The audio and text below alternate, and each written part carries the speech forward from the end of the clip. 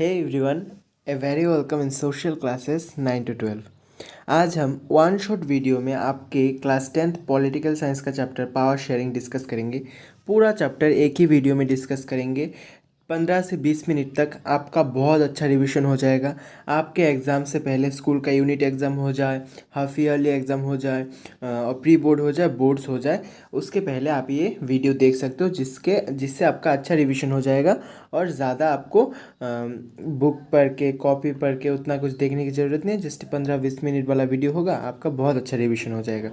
20 minute में हम ये पूरा कंप्लीट करेंगे। पूरा वीडियो देखिए बिना किसी स्किप किए, किसी को मतलब डिस्टर्ब ना हुए। चलिए शुरू करते हैं बिना किसी देरी के। उससे पहले मेरा आपसे एक रिक्वेस्ट है कि हमारे इस चैनल को सब्सक्राइब कर दो, क्योंकि आपका सपोर्ट हमारे लिए बहुत ज़रूरी है। Please subscribe to YouTube channel. चलिए शुरू करते हैं। आज का जो हमारा चैप्टर है वो है आपका पावर शेयरिंग। ओके, जैसे कि आपको पता है पावर शेयरिंग मतलब होता है हमारे पास जो पावर है जो हम शेयर करते हैं। ओके, इस चैप्टर में पहले हम दो एग्जांपल लेंगे, दो स्टेट दैट मीन्स दो देश का एग्जांपल लेंगे। एक है हमारा बेल्जियम, दूसरा है हमारा श्रीलंका। बेल्जियम में क्या हुआ था और श्रीलंका में क्या हुआ था, इन दोनों एग्जांपल से हम समझेंगे पावर शेयरिंग कैसे होता है, क्या होता है, ऑल एंड एवरीथिंग। ओके, देखिए बेल्जियम क्या है। बेल्जियम यूरोप का एक बहुत छोटा सा देश है। ओके, इतना छोटा है कि हमारा हरियाणा के आधा पॉपुलेशन, मतलब हरियाणा का एरिया जितना हो सकता है। ओके, बट उसका पॉपुलेशन हरियाणा के आधा पॉपुलेशन जस्ट मीन्स हरियाणा में अप्रोक्सीमेटली आप कह सकते हो कि 2 करोड़ पॉपुलेशन है, वहाँ का पॉपुलेशन अप्रोक्सीमेटली 1 करोड़ और समथिंग ज़्यादा है। ओके, आप ये कह सकते हो। ओके, बेल्जियम यूरोप का एक बहुत छोटा देश है। ओके, जो अपना बॉर्डर शेयर करता है फ्रांस, नेदरलैंड, जर्मनी और लग्जमबर्ग के साथ। ओके, और इसका एथनिक कंपोजिशन बहुत आप कह सकते हैं कि अच्छा है, मतलब बहुत कॉम्प्लेक्स है कह सकते हो। वहाँ पे क्या है 59% पॉपुलेशन ऐसे है, वो क्या है वो फ्लेमिश रीजन में रहते हैं। ओके, और वो डच लैंग्वेज स्पीक करते हैं। ओके, देखिए मैं आपको मैप दिखाता हूँ। देखिए आप देख सकते हैं ये बेल्जियम का मैप है। ओके, वहाँ पे जो 59% पॉपुलेशन है वो फ्लेमिश रीजन में रहते हैं। दैट मीन्स येलो वाला जो रीजन है ज़्यादातर पॉपुलेशन इस रीजन में रहते हैं और डच लैंग्वेज में बात करते हैं। और जो दूसरे है 40% पॉपुलेशन वो फ्रेंच लैंग्वेज में बात करते हैं। जो ये वालोनिया रीजन रेड कलर का आपको दिखाई दे रहा है उस रीजन में रहते हैं। और ये जो आपका दिख रहा है ये पोर्शन वो जर्मन स्पीकिंग है। Only just 1% of the population वहाँ का क्या है जो जर्मन का जो लैंग्वेज है वो जर्मन लैंग्वेज में बात करते हैं। एथनिक कंपोजिशन आपको समझ आ गया होगा। ओके, देखिए आपका जो बोर्ड्स एग्जाम है उसमें इससे ही क्वेश्चन बनते हैं कि एमसीक्यू क्या होता है, इससे कितना परसेंटेज है, कैसा है, ऑल एंड एवरीथिंग। ओके, देखिए उसके बाद क्या होता है वहाँ का जो कैपिटल, दैट मीन्स ये जो बेल्जियम देश है, बेल्जियम देश का कैपिटल, ये जो आपको मिडल में ऑरेंज कलर का पार्ट दिख रहा होगा वो बेल्जियम का कैपिटल है ब्रसल्स। ओके, वहाँ पे जो पॉपुलेशन है उसमें 80% पॉपुलेशन फ्रेंच लैंग्वेज बोलता है।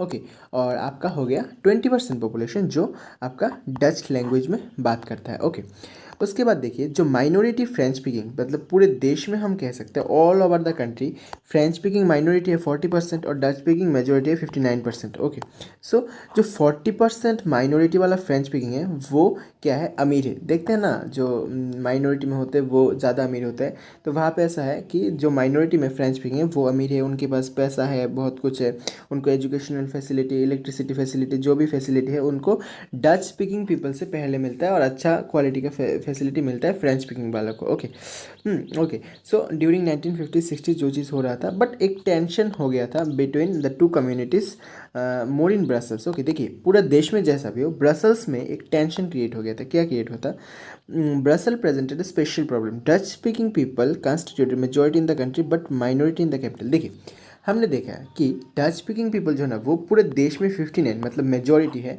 बट जो कैपिटल सिटी है वहाँ पे जस्ट 20% मतलब माइनॉरिटी है।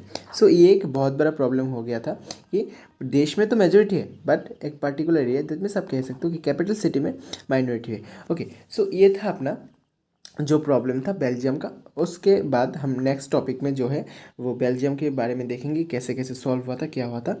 उसके बाद देखिए जो श्रीलंका है। ओके, श्रीलंका क्या है, श्रीलंका देखिए एक आइसलैंड नेशन है जो स्पेशली आप कह सकते हो उसके चारों तरफ ही वाटर है, बट वो इंडिया के साथ एक इंडिया का नाइबर देश कह सकते हैं। इंडिया के साथ राम सेतु की मदद से वो कनेक्टेड है, हम कह सकते हैं एक इंडिया का नाइबर देश है।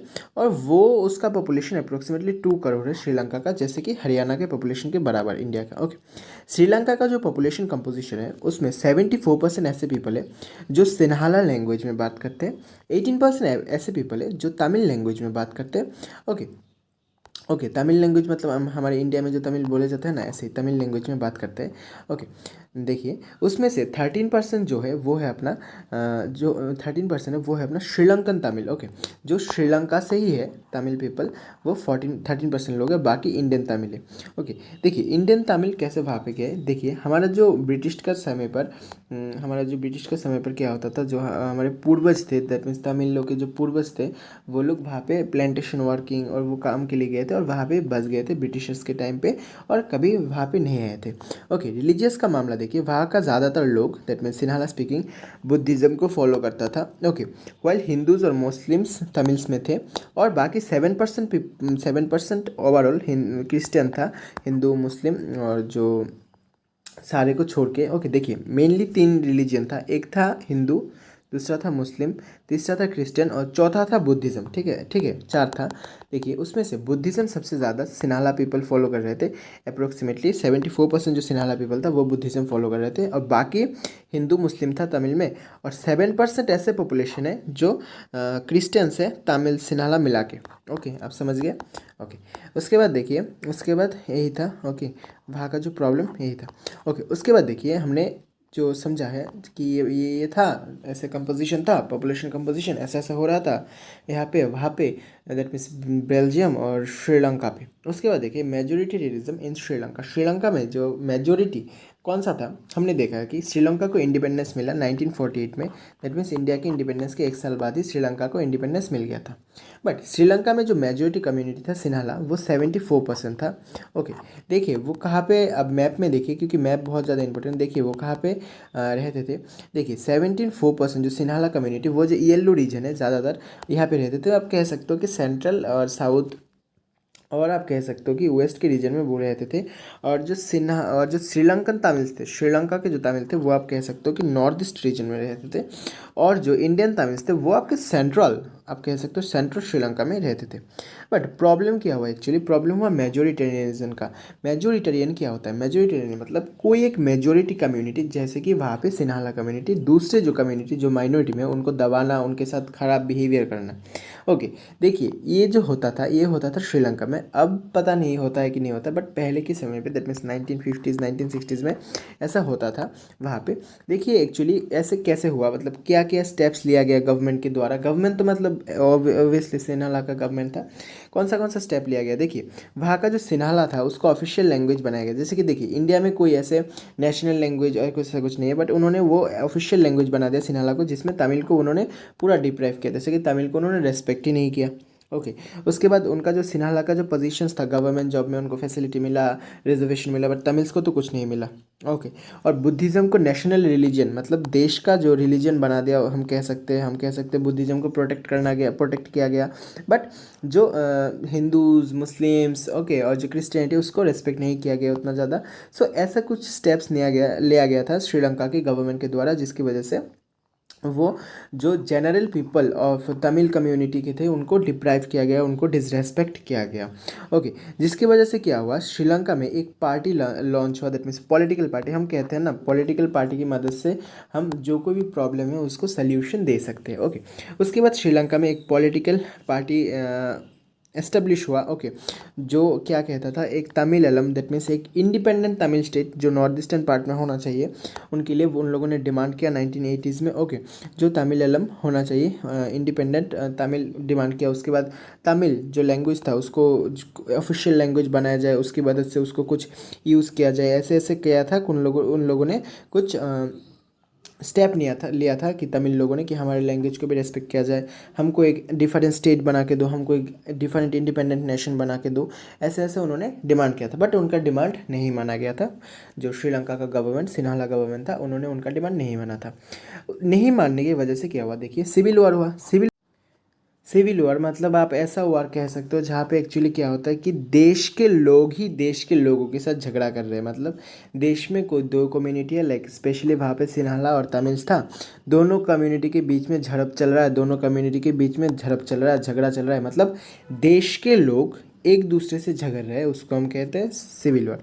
तो वहाँ पे एक्चुअली ऐसा शुरू हो गया था कि सिविल वॉर जैसा सिचुएशन था, सिन्हाला कम्युनिटी के लोग और तमिल कम्युनिटी के लोग एक दूसरे से झड़पने लग गए, एक दूसरे से झगड़ा करने लग गए, और जिसकी वजह से सिचुएशन डे बाई डे बुरा होते गया, सिचुएशन डे बाई डे ख़राब हो रहा था, सिचुएशन डे बाई डे उसका कंडीशन बहुत बुरा हो रहा था। ओके, सो ये था ओवरऑल सिचुएशन वहाँ पे, और वो धीरे धीरे करके 2009 में जाके ये सब कुछ ख़त्म हुआ। दैट मीन्स 40 to 50 ईयर्स तक ऐसे ही सब कुछ चलता रहा वहाँ पे, ऐसा कंडीशन, बहुत बुरा कंडीशन चलता रहा, झगड़ा झपट होने की वजह से बाद में 2009 में जाके पूरा कॉन्स्टिट्यूशन वहाँ का होता है। तो हम देखते हैं कि जो सिचुएशन था श्रीलंका का, वहाँ पे एक मतलब अच्छा सिचुएशन नहीं था, पावर को अच्छे से शेयर नहीं किया गया था। जो एक हम एग्जांपल देखते हैं, दूसरा एग्जांपल था एकोमोडेशन इन बेल्जियम, मतलब बेल्जियम में कैसे पावर को अच्छे से शेयर किया गया। बेल्जियम में ऐसा कौन सा स्टेप लिया गया जिससे पावर अच्छे से शेयर हुआ था और पावर को अच्छे से डिवाइड किया था गवर्नमेंट ने, बेल्जियम के सरकार ने। देखिए पहले क्या हुआ था, पहले 1970s और 1970 और 1993 में वहाँ का जो कॉन्स्टिट्यूशन है, वहाँ का जो संविधान है, उसको अमेंड किया गया। अमेंड मतलब सुधारा गया, कुछ गलतियाँ होगा तो उसको सुधारा गया था। और सुधार के देखिए क्या बनाया गया था, सुधार के बनाया गया था कि ओके कितने बार 4 टाइम्स अमेंड किया गया था। ओके उनके कॉन्स्टिट्यूशन को 4 टाइम्स अमेंड किया गया था, और ऐसे कुछ इंपॉर्टेंट एलिमेंट्स हम कह सकते हैं उनके कॉन्स्टिट्यूशन में दिया है उन लोगों ने, जिसको हम कहते हैं बेल्जियम मॉडल, जिससे उनका देश का जो एक इम्पोर्टेंस है, देश का जो एक इंटीग्रिटी है, देश का जो पावर शेयरिंग है, वो अच्छे से हुआ है।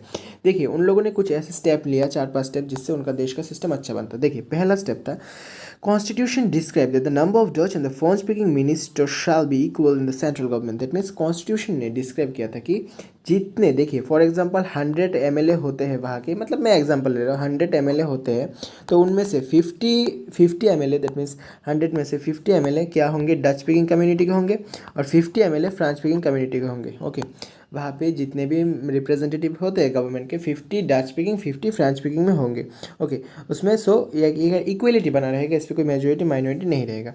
ओके, उसके बाद देखिए may powers of the central government have given to the state government. Okay, देखिए एक सेंट्रल, जैसे कि इंडिया में होता है सेंट्रल गवर्नमेंट, उसके बाद बहुत सारे स्टेट होता है, दिल्ली, पंजाब, हरियाणा, वेस्ट बंगाल, मणिपुर, ऐसे बहुत सारे स्टेट होता है। सो ऐसा क्या होता है कि सेंट्रल गवर्नमेंट का जो पावर है वो स्टेट गवर्नमेंट के साथ डिवाइड किया गया, सेंट्रल गवर्नमेंट के पावर को स्टेट गवर्नमेंट के साथ शेयर किया गया, सेंट्रल गवर्नमेंट के पावर को स्टेट गवर्नमेंट के साथ एलाबोरेट किया गया। ओके, उसके बाद देखिए दूसरा स्टेप ये लिया था उन लोगों ने।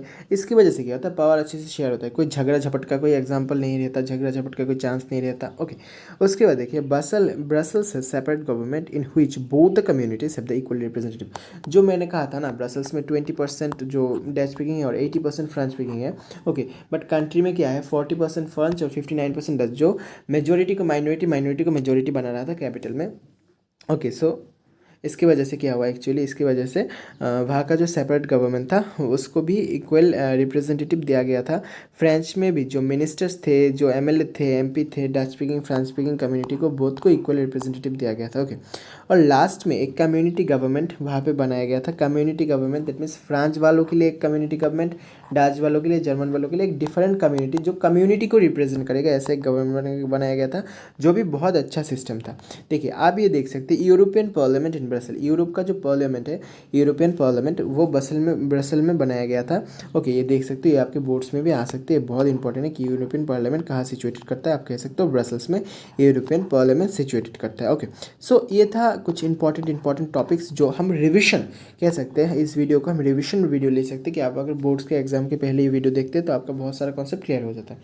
देखिए अब ये टॉपिक हुआ है power sharing desirable. Power sharing क्यों चाहिए, पावर हमको क्यों शेयर करना चाहिए। हमने 2 एग्जांपल देखा था, एक देखा था कि बेल्जियम का, दूसरा एग्जांपल देखा था श्रीलंका का।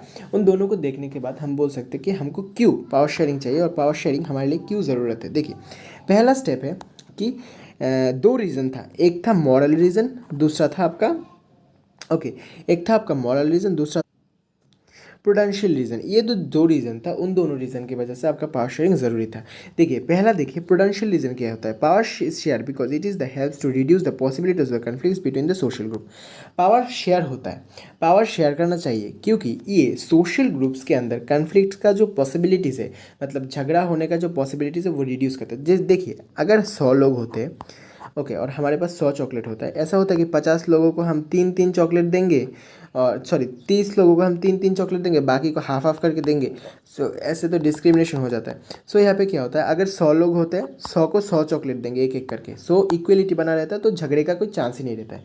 सो पहला जो रीज़न है prudential reason of power sharing, उसमें क्या होता है कि आप क्या कर सकते हो, पावर को इक्वली शेयर कर रहे हो सब लोगों के साथ, जिसकी वजह से आपका झगड़े का कोई मतलब कोई रीज़न ही नहीं रहता है। ओके, सो ये आपके बोर्ड्स में आ सकते हैं कि प्रूडेंशियल रीज़न क्या होता है, मॉरल रीज़न क्या होता है, और कह सकते हो कि जस्ट पूछ सकता है पावर शेयरिंग क्यों ज़रूरत है, तो आप प्रूडेंशियल रीज़न भी लिख सकते हो, मॉरल रीज़न भी लिख सकते हो। ओके, उसके बाद आपका है जो सेकेंड रीज़न है, जो कह सकते हो कि deeper reason of the power sharing, वो है आपका जो मॉरल रीज़न। वो क्या है, power is share is very split of democracy. अगर आप पावर को शेयर करते हो, वो डेमोक्रेसी का एक जोश, डेमोक्रेसी का एक स्प्रिट माना जाता है, और उसमें डेमोक्रेसी को अच्छे से प्रिजर्व किया जाता है। आप कह सकते हो कि वहाँ पे डेमोक्रेसी प्रिजर्व होता है, डेमोक्रेसी सेव होता है। ओके, अगर आप पावर अच्छे से शेयर करते हो, मतलब क्या है, आप democracy for the people by the people to the people वाला जो आइडियोलॉजी है वो फॉलो कर रहे हो, अच्छे से पावर शेयर कर रहे हो, उसमें सिटीजन्स को राइट दिया जा रहा है, सिटीजन को अपने गवर्नमेंट को सिलेक्ट करने का भी शक्ति दिया जा रहा है। मतलब एक एलेबोरेटली आप कह सकते हो कि डेमोक्रेसी का सशक्तिकरण कर रहा है वो।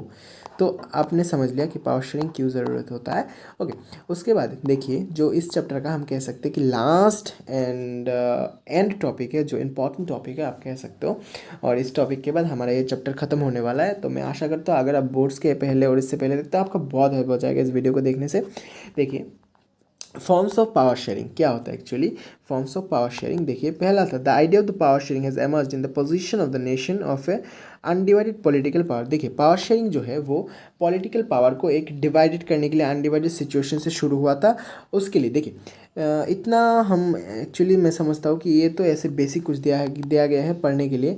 जो इंपॉर्टेंट स्टेप्स है जो आपके एग्जाम्स में आ सकते हैं, एग्जाम्स के पॉइंट ऑफ व्यू से इंपॉर्टेंट है, वो डिस्कस करते हैं। चलो देखिए पावर्स की जो शेयरिंग है उसका जनरली 4 फॉर्म्स बताए गए, 4 फॉर्म्स ऑफ पावर शेयरिंग। तो आपके बोर्ड्स में आ सकते हैं कि ऐसे कैसे पावर शेयर हो, फॉर्म्स बताओ, ऐसे बताओ, वैसे बताओ, आ सकते हैं। ओके, देखिए 4 फॉर्म्स था पावर शेयरिंग था। पहला था different organs, power different organs में शेयर होता है। जैसे कि एक था आपका एग्जीक्यूटिव, दूसरा था लेजिस्लेचर, तीसरा था judiciary. Power generally different organs, okay, difference organs में शेयर होता है। देखिए तो फर्स्ट पॉइंट है हमारा power share among the difference organs of the government. तो आपका बोर्ड्स में है कि how the power share among the different organ. तो आप लिख सकते हैं कि पावर लेजिस्लेचर, एग्जीक्यूटिव, जुडिशरी में शेयर होता है।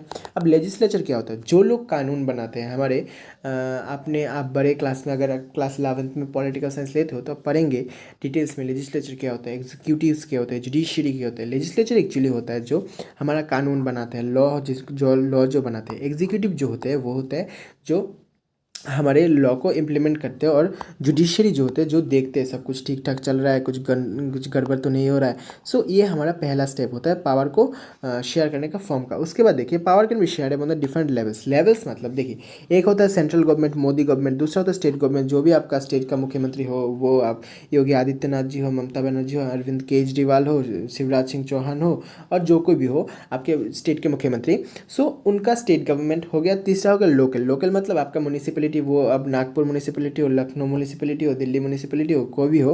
ओके, वो क्या होता है आपका म्यूनिसिपलिटी, आप ग्राम पंचायत भी हो सकता है। ओके, सो आप कह सकते हैं कि लेवल्स, दैट मीन्स दूसरा जो है वो आपका powers levels, that means central, state, local level में पावर जो शेयर होता है उसको हम कहते हैं लेवल्स ऑफ। तीसरा चीज़ है आपका जो पावर डिफरेंट सोशल ग्रुप, आप कम्युनिटी गवर्नमेंट, बेल्जियम का एग्जाम्पल ले लो। इंडिया में जैसे कि रिजर्वेशन दिया जाता है, रिजर्व कॉन्स्टिट्यूंसी, एससी के लिए कुछ कॉन्स्टिट्यूशन रिजर्व किया जाता है, एसटी के लिए कुछ रिजर्व किया जाता है। उसको हम कह सकते हैं कि पावर उनके साथ भी, जैसे कि सोशल ग्रुप्स जो माइनॉरिटी है उनके साथ भी रिजर्व किया जाता है, वमेंस के साथ रिजर्व किया जाता है, कि उनके साथ भी उनको भी कुछ स्पेशल पावर दिया गया है, उनको भी कुछ स्पेशल पावर का प्रोटेक्शन रखा गया है। उसके बाद है अपना power sharing arrangement can also be seen in the political parties, pressure groups and the movements. Power sharing का अरेंजमेंट जो पॉलिटिकल पार्टीज में भी हमको देखने मिलता है, प्रेशर ग्रुप्स और मूवमेंट जो आंदोलन होता है उनके साथ भी आपका पावर शेयरिंग देखते हैं। सो ये था आपका कुछ forms of power sharing. Okay, so ये वीडियो आपको कैसा लगा आप हमको ज़रूर बताइए कि आपको ये वीडियो कैसा लगा। अगर आपको कुछ समझने में दिक्कत होता है तो आप डिटेल एक्सप्लेनेशन वाला वीडियो देख सकते हैं, जिसका लिंक आपको इस वीडियो के डिस्क्रिप्शन बॉक्स में मिल जाएगा। और एक दिन हम आपके पूरा एनसीईआरटी का जो एक्सरसाइज है, पूरा book, full political science, full history, full geography, full economics, different videos में हम लाएंगे जो पूरा डिस्कस करेंगे। सो तब तक के लिए आपका सपोर्ट हमारे लिए बहुत ज़रूरी है। सो आप एक काम कीजिए, आप हमारे इस वीडियो को सब्सक्राइब कर दीजिए और आपके क्लास 10th में जितने भी दोस्त हैं सारे दोस्तों के साथ शेयर कर दीजिए। और इससे हमारा बहुत हेल्प हो जाएगा और आपका भी बहुत हेल्प हो जाएगा। आपको एक अच्छा रिवीजन का टूल मिल जाता है, आपको एक अच्छा रिवीजन का किट मिल जाता है, आप अच्छे से रिवीजन कर पाते हो। और आपको नोट्स चाहिए और आपको सैम्पल क्वेश्चन पेपर चाहिए तो आप हमको मैसेज कर सकते हो नीचे दिया गया नंबर पे। ओके, सो आप हमको मैसेज कर सकते हो व्हाट्सएप पे, आपके डिस्क्रिप्शन में लिंक मिल जाएगा। और क्लास 10 के जितने भी रिलेटेड वीडियो है, क्लास 10 का सिलेबस और ऑल एंड एवरीथिंग, उसका लिंक आपको इस वीडियो की डिस्क्रिप्शन बॉक्स में मिल जाएगा। सो आप हमारे चैनल को सब्सक्राइब कर दीजिए। तब तक के लिए very good bye, thank you very much. Please support us, हमारे चैनल को सब्सक्राइब कर दो।